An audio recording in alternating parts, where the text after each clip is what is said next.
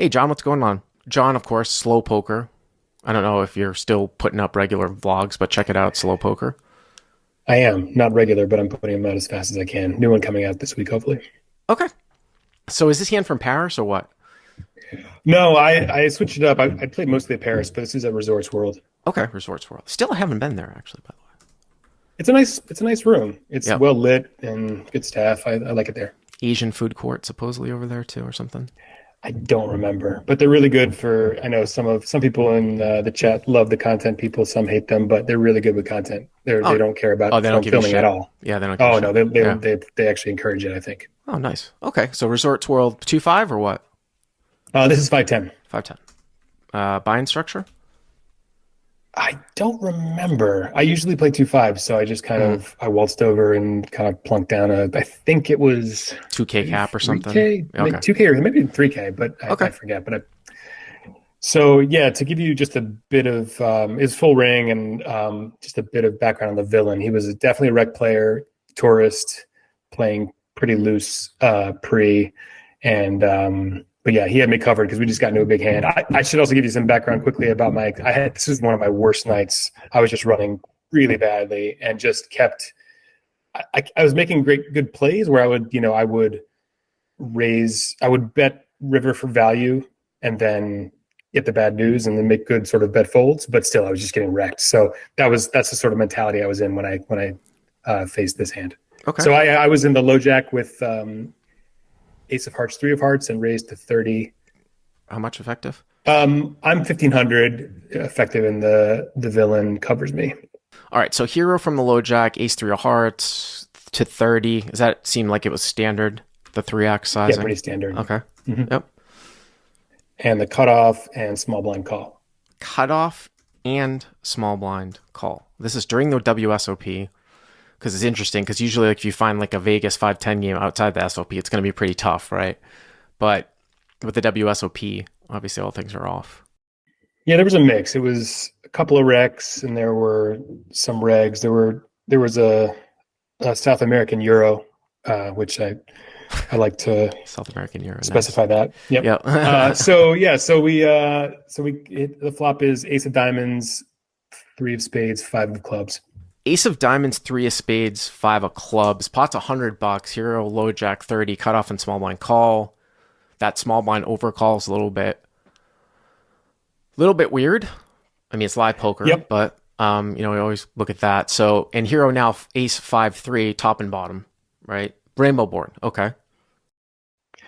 Right. So small blind checks. I bet 40 and cutoff folds and small blind calls. Check. Hero 40. Cutoff calls next to act. Small blind. So cutoff folds and small Oh, blind excuse me. calls. Excuse me. Cutoff fold. And small blind calls. So small blind could be a little bit wider here because of the fact that the cutoff is out of there. And what kind of flatting range here would the small blind have? I mean, some people, I mean, you're supposed to be squeezing, right? Good aces here if you're the small blind. Somewhat of a late, I'm talking about pre-flop, right? Somewhat of a late open, cutoff calls. But, people will show up with ace jack, ace queen. Is a small blind like an older guy or something like that? Or Yeah, I would say he's probably mid to late 50s, white guy. Just again, like he's not terribly, he's so not very. you could see some ace queen offs here, right? Yeah, Maybe. yeah. I would rule out ace king. Mhm. Although I just caught the end of your last call, so maybe I shouldn't have. But yeah, I would. I feel possibly a possible ace jack, ace queen, maybe. And then also too, you got to look at like the low pocket pairs. People love to call on the spot with low pocket pairs. You block pocket threes. There's one combo, right? And 3 combos of pocket fives. So, I mean, that's kind of what I'm, sort of looking at because there's no draw on board. I mean, the only other thing too is that you could have a guy maybe have like 9s or 8s and just want to like not fold because their heads up here. You know what I mean? But obviously you're ahead of most of what we talked about except for sets. So that's good because I would think that most of the time this guy's going to have an ace. So 180 here to the turn. Before we move on with the video, I want to announce that I'm giving away 2 5% pieces of my action on Hustler Casino Live. I'll be going out to Los Angeles next week and playing on the Thirsty Thursday game on September 14th. All you have to do to enter is click on the link in the description. Good luck to all of you, and we'll announce the winners the Wednesday before the game in our community posts section of our YouTube channel. So the turn is King of Hearts, which I see as a great card. Like I Yeah, it said, doesn't. I really don't think he's got Ace King. Great card, better than a Jack or a Queen or a 10 for you, right? If we Yep, were concerned about that, okay. absolutely. Yeah. Yep. And he checks, and I bet 100. Again, I'm not really, since it's rainbow, I didn't really feel the need to size up too much. So I went with 100, and he calls. Yeah, I would be going larger. Okay. I would definitely be going larger because I don't think an ace is going to fold here. Like, it's not like if you go 150 to pot, that an ace is going to fold. I mean, people, even guys that are, I mean, I don't know how studying you have to be, but it's not like it's some secret now that a lot of people use big bet sizing on the turn, and sometimes people have to defend down more often. You're just not going to see an ace fold right now on the turn. And you have better than any ace if we discount the fact that he has ace king, which I think is logical, right? So I just would have build here. At least 150, trending towards pot here is what I would have done. But okay, so you go 100 and small blind calls again, which again is good. You see what I'm saying? Like, I don't think he's going to fold out like ace 10, ace jack if you go 150 or 180 here on this turn. Yeah, I have a few regrets from this hand, but one of them is the sizing on the turn. I thought it was, in hindsight, way too small. And I was, because it was rainbow, I got a little bit, I don't know, I got a little bit cavalier. I thought, oh, I'm fine. Like, he's kind of, as long as I don't see a jack or a queen or anything like that on the turn, I'm probably good. Well, Magical 55 is saying that he can have ace king. It's live poker. I mean, yeah, we'll see that, but as John pointed out when he mentioned the last caller, though, there was a subtle difference, right? That guy had called like from +1 against a huge open in a straddled pot. This is late position open and a call. I think a lot of people, if they're playing 5-10, are going to find the 3-bet here with ace king. And obviously now when he just check calls, like, it's slivers, I would be shocked, right? So looks like I'm loving the spot here, right, by the way. The pot is 380. The board is ace of diamonds, 3 of spades, 5 of clubs, king of hearts. You don't have to worry about any janky like backdoor flush draws coming in, right? Because it's entirely rainbow. So, I mean, there's really not a ton of... And this is another one too here, John. I actually do remember the river here, but it's another one that will bring up like a small stakes exploit, I think, quite a bit here, which is if the river came out like a one-liner, like a deuce or a 4... and let's say the river came out a 4 or a deuce and it got checked to you, it's a mandatory bet with ace 3. And my contention is that the lower you go in live poker, the more you're going to get called down by ace X if a 4-liner comes in, because people, they don't see other people in the pool bet like what they wouldn't bet like thin. They would think, oh, he's either betting a straight or he's bluffing, and they'll call down with any ace X. As you move up, it gets a little bit different, but I would not be scared of like the one-liners. Are you going to run into ace 4 if a deuce comes once in a while that checks? Maybe once in a while, but yeah. I mean, the only bad cards here, if you obviously get counterfeit. And I mean, if a queen or a jack came and he checked you, I would still bet, but those aren't the best cards in the world. All right, so 380 to the river. Well, speaking of counterfeit, the river is the king of diamonds. Uh-oh. That's not good. Yeah, no, I didn't want to see that card. I mean, and then I furthermore didn't want to see the small blind lead for 230. Small blind leads for 230. Well, I mean, he should never have a king here, right? The way that this goes down, unless he had ace king, right? Which you're losing to anyways, right? I mean, I go back to the flop end, like I said. If he somehow, the really, really thick value, if he's always 3-betting off ace king, the really thick value hands that he has is like 5s and 3s that are slow played. The one combo of 3s that just chose to, which I think would still be pretty bad, just check call and then lead. Of course, you're losing to those hands. And he went 230. I mean, it wouldn't surprise me, like, if somebody goes ace queen like this. I mean, if he checks, what are you going to do? If he checks, that's a good question. Really? I think I might check. I think I check back because, I mean, right. You just check back and you probably I just lose to, obviously I lose to ace jack, ace ace I queen, mean, all I the mean, I rest. mean that some people might say, well, why don't you just go for it then and try to bluff him off of ace jack or ace queen? But And that's why I called in, because that's the part that I struggle with, because I thought a call was terrible.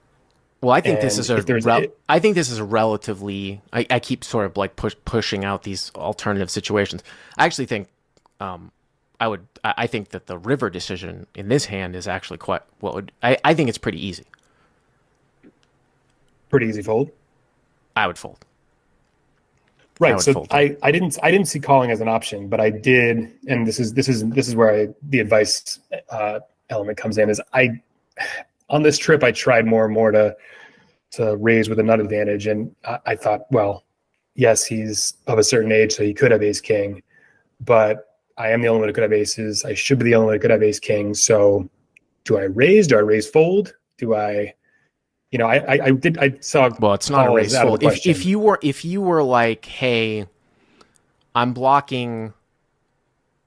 It's interesting here because you probably have one of the better hands to try to rep ace king with. And the reason why that is because you block the set. So of the hands that would always like they're super thick value, and this is the fact that no one has a king here really, except if he somehow has ace king, which you're never getting him off of that anyway. So if you kind of throw out ace king and you're like, oh, I want to rep ace king, you're the one that can probably have it here a lot more than him. And I'd actually want to have a 3 or a 5 here. I'd want to unblock his Broadway, right? Which you do, and then block the set of 3s and 5s. So you probably have one of the better combos to do it with here, I would say. But at the same time, I don't think that you're just like, well, I should just like try to raise here all in to try to get him off of ace queen, when sometimes he's going to have some of these thick value hands here too. Once in a while, ace king, and we don't even know if ace queen's going to fold. Right. Yeah. And I should say we got into a hand just a few hands earlier where I 3-bet pre with ace king from the button, and the flop was like king 5-3 rainbow, check, bet, call, and then I think I turned top 2 and he let out, and I just immediately figured this has to be 3s or 5s. I just called, and the river was a brick, and he bet, and I just called, and he had 5s. In that case, I think there's some flush, potential on the turns. That's why he raised. So here there wasn't flush potential, so maybe he felt fine. I was worried about 5s again. By the way, one other quick thing too, if I didn't mention already of note, is that it's never a raise fold. If you were gonna do that, it would just be a jam. If you were going to try to rep something, that it would be a jam.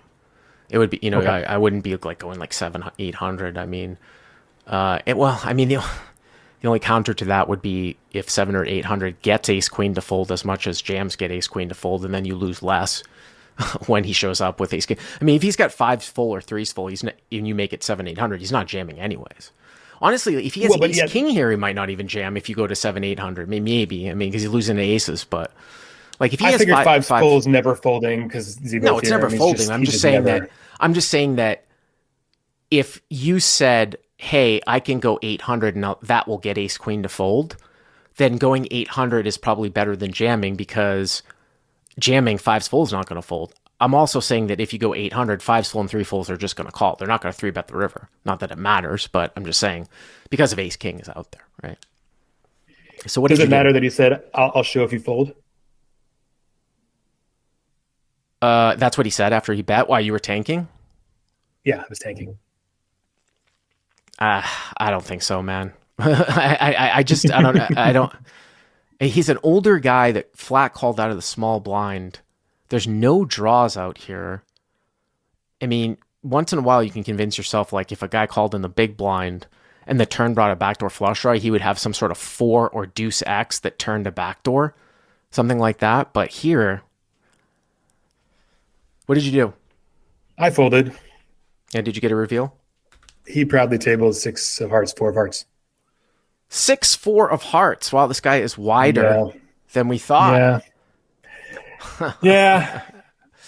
6-4 of owned.